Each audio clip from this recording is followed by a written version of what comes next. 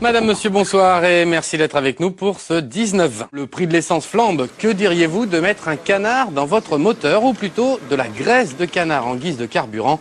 Des lycéens de Mirepoix sont à l'origine de cette initiative.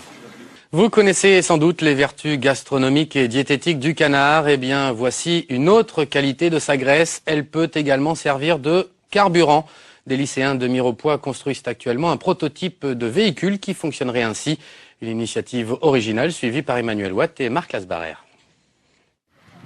Le canard est passé à côté de l'info. Dans ce lycée ariégeois, les élèves de BTS sont en train de fabriquer un véhicule fonctionnant à la graisse de palmipède.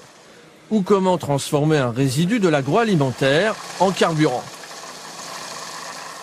Pour améliorer les performances, il y a le poids, il y a le côté mécanique, il y a le côté électrique.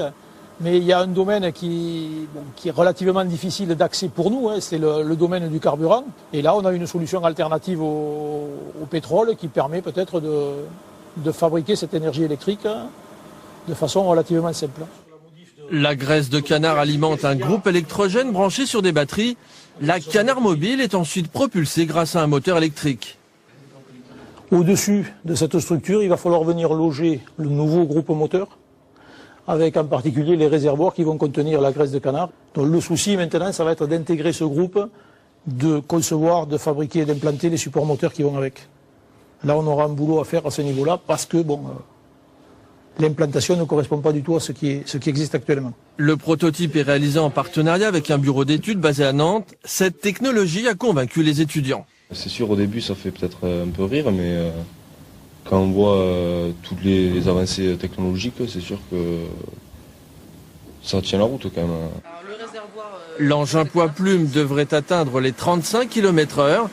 Il n'est pas prévu d'ajouter d'additifs au sucre de canne.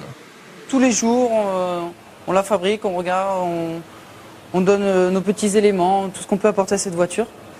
Et donc, il me tarde vraiment de la faire tourner sur un vrai circuit. Le véhicule doit participer en mai prochain au Challenge Éduc Éco sur le circuit de Nogaro dans le Gers, au pays des canards. Coin, coin.